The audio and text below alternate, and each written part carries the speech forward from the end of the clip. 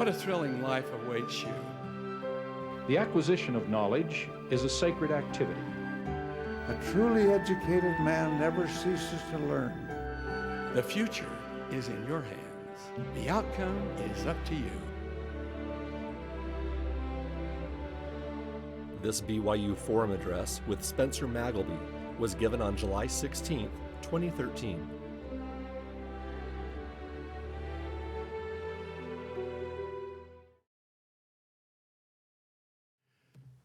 Well, I am pleased to welcome you here this morning for today's forum. My name is Mike Orm, and President Samuelson has asked me to conduct today's forum. Today, we are delighted to hear from Spencer P. Magleby. We also welcome his lovely wife, Stephanie, who's seated on the stand with him. Beginning at a tender age with Tinker Toys and then with Legos, Professor Magleby has been involved with the practice, development, and improvement of design engineering for decades. This includes the education of thousands of aspiring engineers. He is the Professor of Mechanical Engineering and Associate Dean of the Ira A. Fulton College of Engineering and Technology. He came to BYU after working in the aircraft industry, developing tools for advanced aircraft design and manufacture. Dr. Magleby received a PhD in mechanical engineering, focusing on the design of mechanical systems, and has pursued research in design, tools and processes, team management, design, education and development, and commercialization of new mechanism technologies. Dr. Magleby was one of the founders of the nationally recognized Capstone Design Program at BYU, and he has served as the director of that program. He worked with the business school to establish a joint graduate program in product development. Dr. Magleby has also been recognized for his efforts in design education with awards from the American Society of Engineering and Education and from Boeing. In his role as Associate Dean, he has initiated and managed the development of numerous international programs for engineering and technology students and is centered on global aspects of design. During his tenure at BYU, Dr. Magleby has published in a variety of technical and engineering venues, mostly with student co-authors. And he has coached dozens of students, teams that have developed products and technologies of all kinds. In conjunction with these students, he has been awarded 10 patents with others pending. Professor Magleby is married to Stephanie, and Stephanie is an adjunct faculty member in engineering and physics at BYU, and I can only imagine the kind of conversations they have at the dinner table. They are, however, the proud parents of 4 children and enjoy their 2 grandchildren very much. Their youngest child, Austin, is currently a student here at BYU.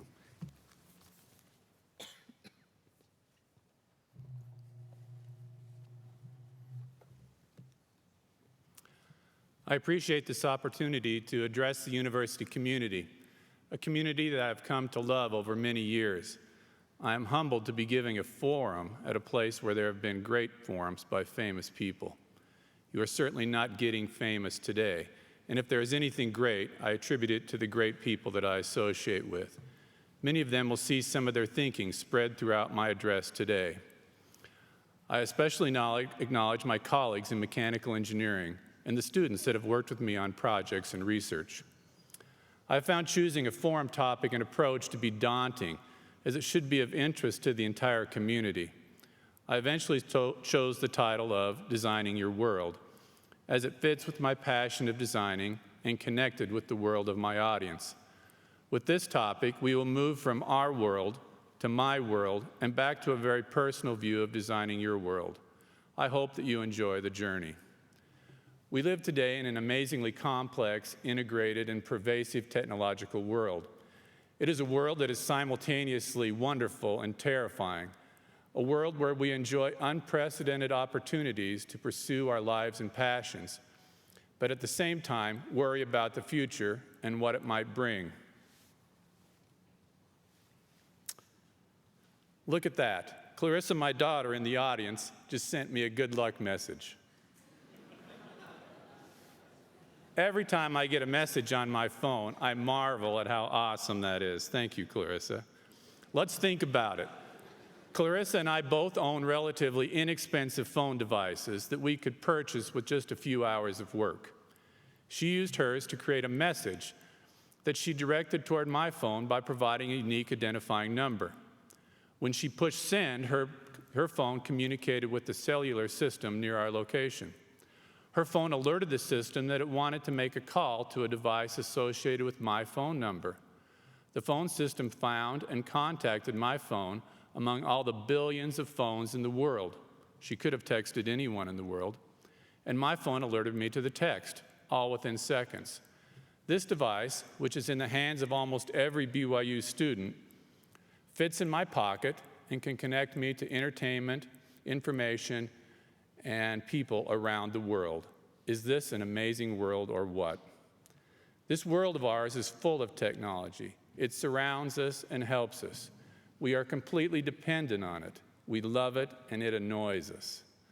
I would like to talk today about designing this technological world and finish with designing our own lives. Maybe you saw one of the advertisements for this forum. It is true that I am an engineer. I find that label to evoke interesting reactions from people. Some of you in the audience are likely already getting a little nervous about me as a speaker, perhaps thinking of reaching for that phone we just discussed to play some games, so as to fend off the impending boredom. Others may be wondering what in the world an engineer might have to say to the entire campus. I promise it will not be as bad as you think. Just hang with me for a bit. My hope is that there are some of you in the audience that wish you had become engineers, but just couldn't suffer the potential social stigma. Well, today is your lucky day. You can be an engineer with me for 30 minutes, and no one will need to know. During the time of this forum address, we can be engineering buddies. I'm going to focus in today on a specific kind of engineering, a specialty that borrows from all kinds of engineering areas, basic science and management, to create products or systems or infrastructure of value to people. I will call the process of using scientific and engineering principles to design or create something useful design engineering. I am then going to call myself a design engineer. This means that my engineering specialty is executing the process of going from needs to ideas to products. We'll want to keep this basic process in mind as we explore it in more detail and discuss how engineers and others can use it effectively.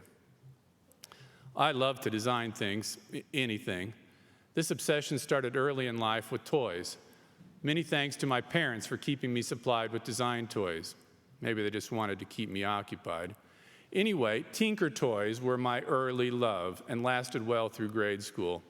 Many of the older members of the audience will recognize them in this image. When Legos came along, I was really in heaven. They provided even more design freedom, and wow, they had wheels and gears. I got my start as a non-toy amateur design engineer in the shop of my parents' basement. Fueled by lots of building materials, tools, wires, batteries, and parts from appliances purchased at the Relief Society bazaars, I designed and built my world to meet the needs of the most important person I knew as a teenager, me. After beginning my undergraduate studies at BYU in engineering, I quickly found a disposition to design. I enjoyed being creative and innovative, and at the same time drawing on science and engineering principles. I wanted to use engineering and science to make the world a better place. After graduation, I have had the chance to help design everything from fighter jets to automated fueling systems for cars, from prosthetics to bike brakes, from manufacturing equipment to weightlifting machines without weights. It has been a great opportunity.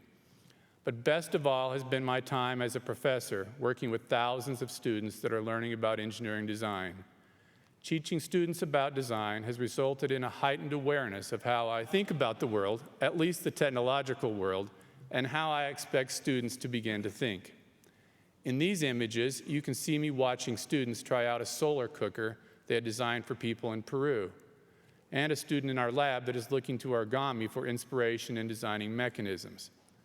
This focus on engineering design and meeting people's needs has all led to a habit, perhaps it borders on a healthy obsession, of seeing the technological world all around us through my designer glasses. With these glasses on, the things that catch my eye and capture my attention may seem a bit odd to my non-designer friends. But now that we are all engineering buddies, I hope all of you accepted my invitation, I feel open to sharing some of my insights with you. Perhaps all of you in the audience can expand your views of the world just a bit today and come to see fragments of your world as a design engineer. So put on your designer glasses and let's go exploring. There are 3 learning experiences I hope to have in our design exploration today, plus a conclusion that brings design into our personal lives. That should make 4 experiences altogether. First, I hope that you come to appreciate the impact that engineering design and its practice has on your life.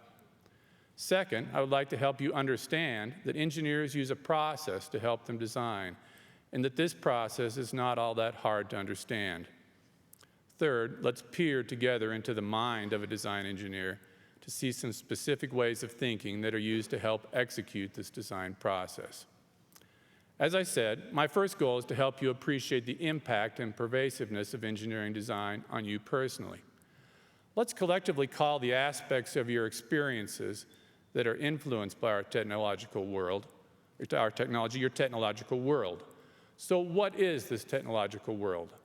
One way to define it is to see how it affects us and others. Let's explore 2 sides to this: aspects that annoy us and things that amaze us. I will share a few, and you should feel free to add your own. It is even okay if you blurt them out to your neighbor. We all love to tell others about things that annoy us. Perhaps you have complained a bit about some aspect of this technological world. For instance, the confusing air conditioning controls on your car, the tendency of your cell phone to drop calls in some buildings, the way your bike brakes seem to always rub on your wheel, the automatic soap dispenser in the restroom that does not recognize your hand wave. Perhaps you have marveled at some aspects of the world, the machines that can look inside your body for damage, being able to buy a taco for less than $1, your ability to access almost limitless information at very low cost, the knowledge of where you are at any moment relative to your favorite restaurant, the comfort of your car on a cold, snowy day, the speed at which you can travel to New York City. This world of annoyances and wonders is the cumulative result of design decisions. And who makes many of these decisions for you that define this world? Design engineers, along with other design specialists. Of course, the design of all but the simplest of products involve a variety of people from many backgrounds. Complex products, like airplanes, can involve the efforts of thousands of engineers and support staff and require millions of design decisions. Decision-making is at the heart of design and is the engine of the engineering design process that we will see later. Even when we do not know the exact decisions that were made in a product, we can infer them as the results of the decisions are embodied in the design artifacts, the products, systems, and infrastructure that surround us. Let's examine some common products in our world and infer some of the more apparent design decisions that are embedded in them. Maybe this will help you to see how a designer might view the world. I will use more common products around us, but this idea of seeing design decisions could apply to any product or system. As we saw earlier, I have an iPhone. It is amazing, and I am completely addicted to it for managing my life. I marvel at the clever design decisions that led to using a touch screen across the face. The decision of using a touch-sensitive screen as opposed to buttons is interesting, as they would then have to manage inadvertent touches by your face or in your pocket. It was surely a bold decision at the time the phone was introduced. The home button at the bottom of the device is not touch-sensitive, but rather requires an actual force to be triggered.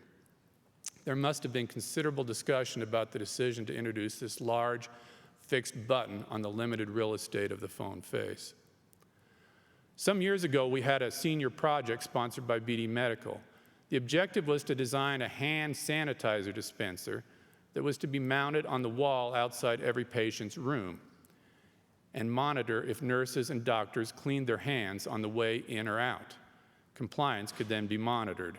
I always thought that this would be a popular product with mothers. Among other things, it was challenging to sense when someone was actually entering the room and not just walking by. Knowing the design issues with that device, I have had a fascination with the proliferation of sensor-driven devices in restrooms. Here's a photo of me with a touchless paper towel dispenser. It's a great idea. Software can now control how often a towel can be dispensed. I wonder about the decisions that were made in its design so that it is a valuable piece of equipment that someone like BYU would buy. I note that it is not possible to keep waving your hand in front of the sensor and have towels just pour out. The sensor only works if your hands are below, which is difficult until the current towel is pulled off. See what you can learn about the design decisions of dispensers the next time you are in the restroom. Just be discreet. A couple of years ago, we bought a Volkswagen GTI. This is a truly fine machine that an engineer can appreciate, especially the twin turbochargers and smooth clutch. Good job on those design decisions, all of you German engineers. The lower RPM tuned turbo is perfectly suited to have pseudo-legal fun on the streets of Provo. So where were these engineers when they designed the sunroof controls? The engine control is great. Push down the pedal and the car goes faster. However, the sunroof has multiple positions and modes, all controlled by a single knob that is difficult to see. It is much more complex to use than actually driving the car. Who decided that we needed 6 levels of openness on a sunroof? Last week, Stephanie and I were at Costco, and somehow we became separated, leaving me to contemplate my technical world. Even better, I bumped into a colleague that had been an adjunct professor in our department working with design teams. Now the stage was really set to observe the world. We immediately noted a shipping container, very unique, that was used for bags of potato chips. It had a crossbeam that you can see in this image. We thought the whole thing was a clever way to ship the bags and liked the decision to use the beam, which had a unique cross-section and was removable to better access the bags. You can see Robert testing the strength of the beam. He did break it. So, embedded in even the most mundane of shipping containers at Costco are an interesting and clever set of design decisions. With these examples, we have just looked at artifacts of design decisions that we interact with directly. For many of these, there are even more decisions embedded in the infrastructure below your interaction level. The systems that deliver power to this room, antennas, central computers, manufacturing systems, and more. New tools, approaches, communication capabilities, and management practices are allowing for many engineered systems to have increasing complexity and integration. Regardless of what you think of the technological world we have now, it is clear that you can expect more of it in the future. This complexity and integration will only increase the impact of engineering design decisions on you. How can we ensure that this impact will be positive or meet the needs of our communities and society? To answer such questions, we need to understand the process that engineers use as a context for making these decisions. Time for the second experience, understanding how engineers practice their design craft. Generally, engineers follow a design process to guide decisions towards achieving an overall design goal, usually to meet specific needs of customers, manufacturers, distributors, and other stakeholders. This process is really just a way to help people to think. Let's look at a simple form of the process that will serve us today. We will later look at some examples of its use. The first row of this process is oriented towards moving from needs to concepts that can potentially meet those needs. We begin by understanding needs related to a specific design objective, like design a paper towel dispenser that can hold and dispense 3 rolls of paper. A whole set of needs will flow from this objective. The needs come from potential users, custodial staff, distributors, and others. Engineers and other designers then create concepts and sub-concepts that can potentially meet those needs.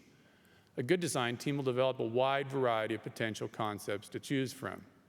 In this phase, there is a great opportunity for innovation. Concepts and concept sets are then evaluated to determine which ones should be further pursued and defined. This can be a challenging phase as the concepts are usually not fully developed. I like this phase as it is a chance to use some intuition mixed with some testing. On the second row, the concepts are developed into a more detailed design that starts to look like a drawing or computer model that you are used to seeing. We then create mathematical models based on scientific principles that will predict the performance of the design for specific configurations and use the model to get the very best possible design. Predicting the performance of a design is a key aspect of effective engineering. If possible, we then like to actually create a physical product or parts of the product and test them to see if they perform as we had predicted, and also to see if they really meet the needs of the customers that we started with. Lastly, based on our new experience, we refine the design and repeat parts of the process until we run out of time or money or both. Let's look at a few interesting examples of products that were created right here at BYU and my college using this process. These examples may seem quite complex, but they are an outcome of executing a design process by students that have been studying for a relatively short time. These projects are drawn from among the most popular news stories on the BYU website over the past year. In this first project, a student team was tasked with designing a water well drilling machine that could be effectively used in poor areas of Africa by local people. This project required the students to understand the needs of a community very different from their own. The communities had little access to capital to purchase machines, vehicles to move large equipment, or fuel to operate the equipment.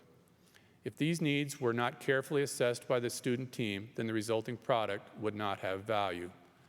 Alternative solution concepts were developed and evaluated to meet these needs, and a human-powered solution was chosen.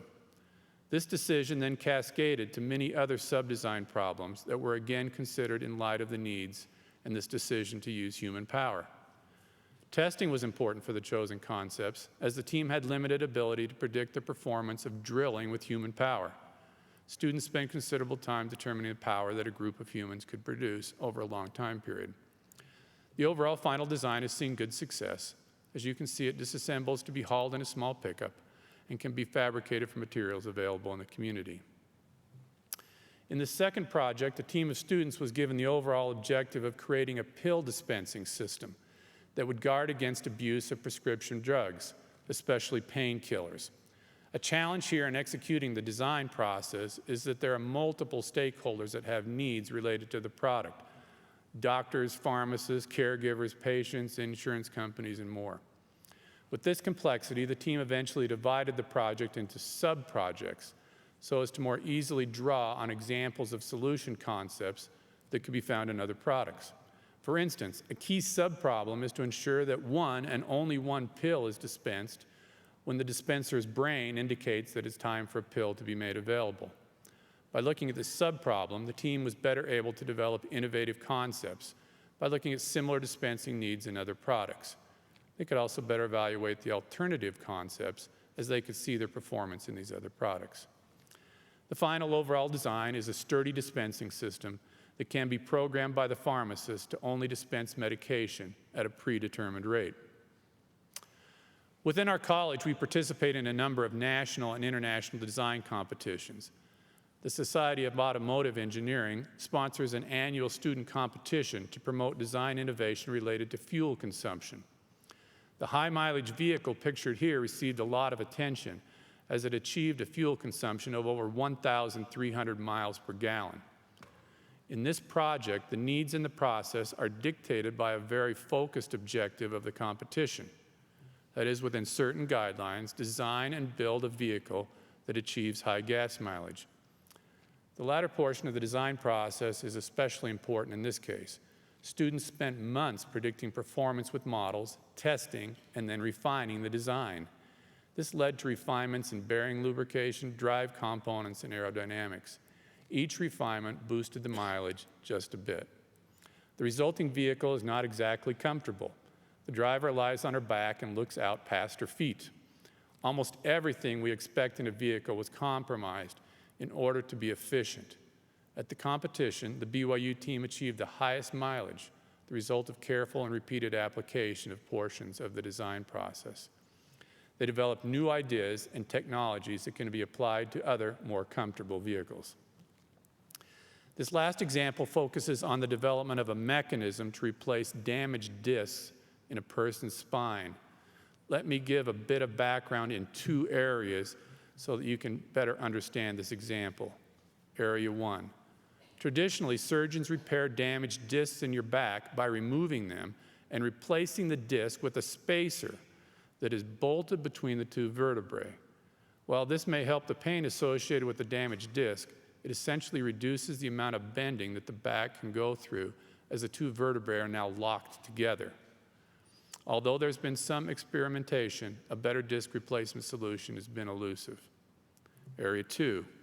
While developing innovative hinges for flip phones, you might remember those, a number of years ago, our lab looked at some toys and pen cases that used flexible straps to allow shapes to roll on each other in controlled ways. This approach to controlling motion allowed precise control and was very compact. When the lab was made aware of the inadequacies of the current disc replacement technique, it brought to mind the work on the compact rolling motion that was possible with the toy-inspired mechanism. Some simple models and experimentation showed that it might be possible to design a device thin enough to slip into the space left by removing the disc. With need and idea matched up, the design process was followed with a careful look at technical needs and the ability of this concept to meet those needs. When the team was comfortable that it could possibly meet those needs, the process moved to detailed design, modeling, and testing. A prototype, the proposed disc replacement mechanism, made of plastic here so as to be more easily viewed, can be seen in the photo. This mechanism closely reproduces the movement behavior of a healthy disc and does not require that the vertebrae be bolted together. The design path followed here is a bit different from our base process as the idea came before the need. But once the idea was matched with the potential need, the development process proceeded, resulting in the design of a disc replacement device that allows the recipient to retain motion between the vertebrae. So now we have seen the process that a design engineer might use to drive decision-making. Let's now peer into the mind of a design engineer and see how they might think within that process. Design engineers are just people that understand how to appropriately execute the type of process that we just looked at. Let's peer into the mind of Ezekiel, right into his head, a bright student in our design research lab, and see what might be going on in there. As he sees inspiration in the world, he uses a number of ways of thinking to move through the design process and make design decisions. Later in the presentation, we will see more of this particular sequence of using things around us, like origami, as fodder for bringing innovation into our thinking. Let's look at a few interesting ways of thinking that Ezekiel might be using as he creates new mechanisms for space applications. First is abstraction. This is the ability to see or find the essence of function or behavior in a device or system. It can be used to extract ideas from products, nature, or art, and then apply those ideas in other contexts. I will give an example of this later. Second is decomposition.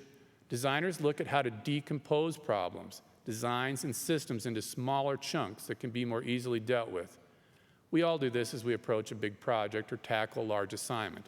In design, how a problem is decomposed has a big effect on the nature of the solution. Third is modeling. Engineers love to model.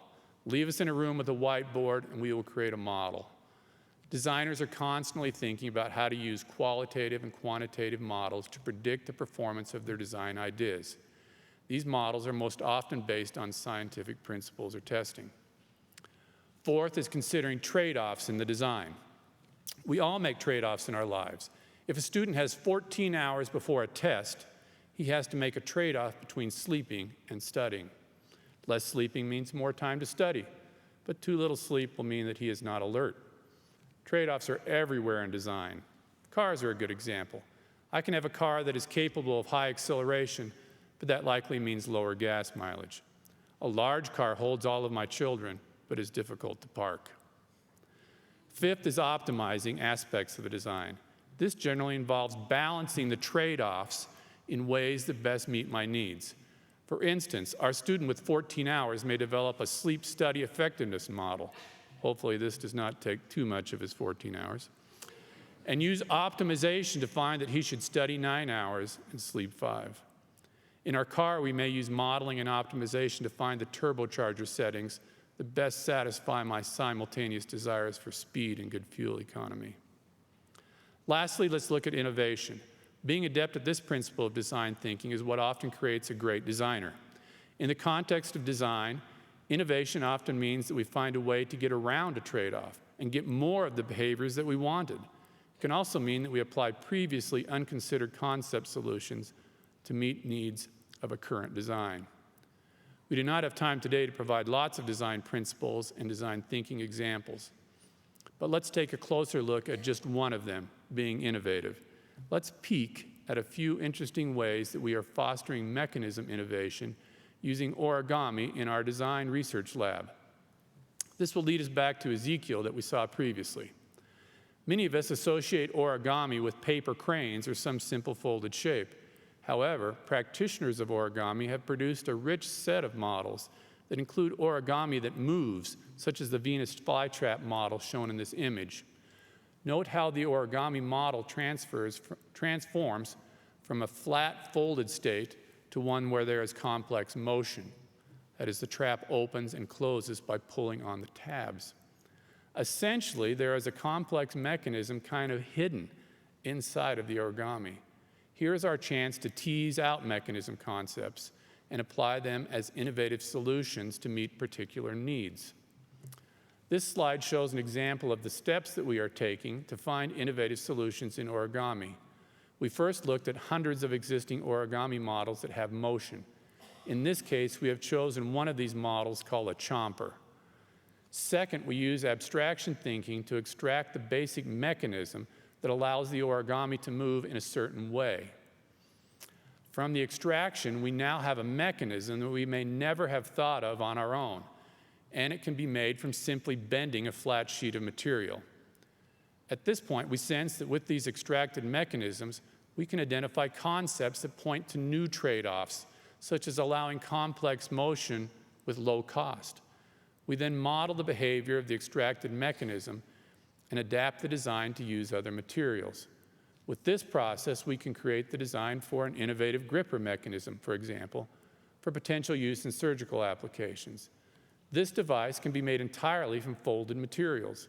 With no pin joints to hide blood, these are easy to clean. Since they are simple to fabricate, they may be cheap enough to be disposable. Let's summarize.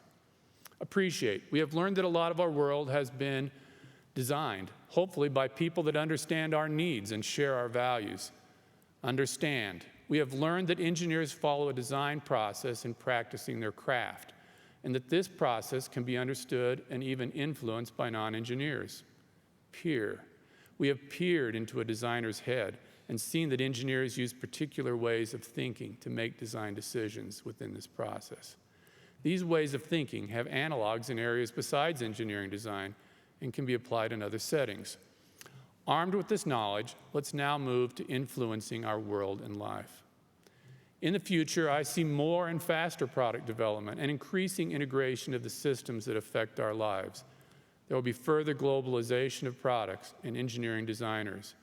I hope that there will be more pervasive design objectives focused on sustainability and social issues. Understanding the process, including inputs, objectives, and drivers, can benefit you individually as you deal with the world, and us as designers as we envision the world.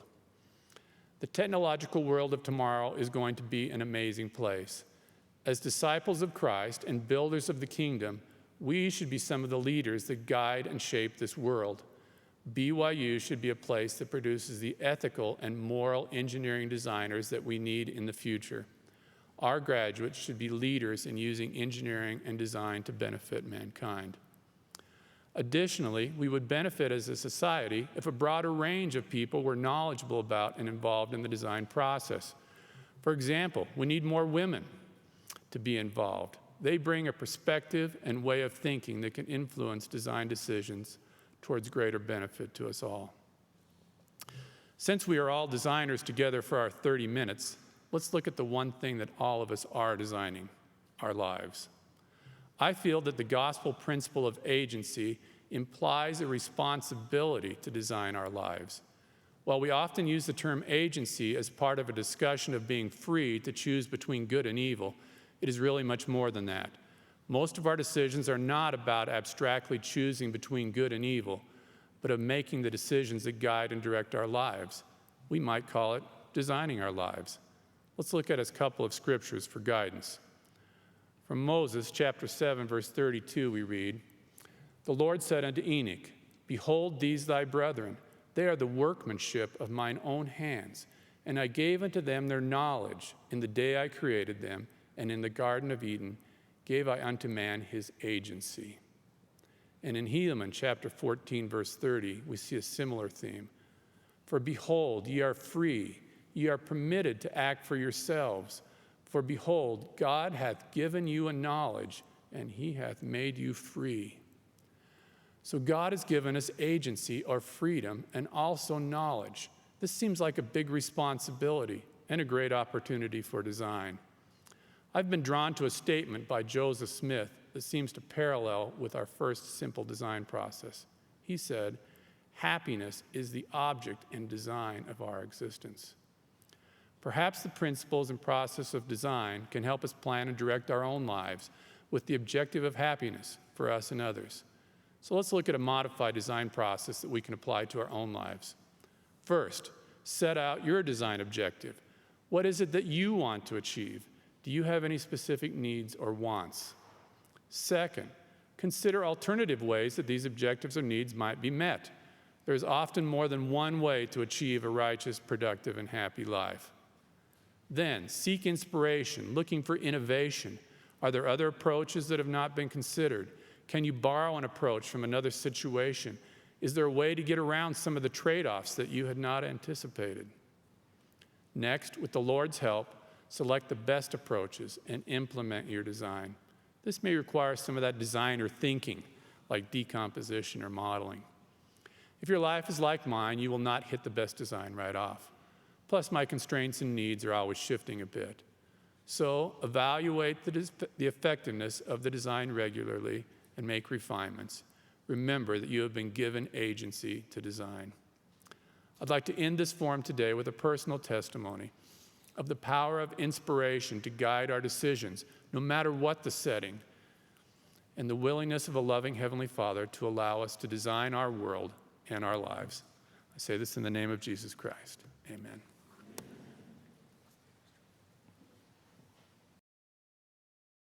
This BYU Forum address with Spencer Magleby was given on July 16, 2013.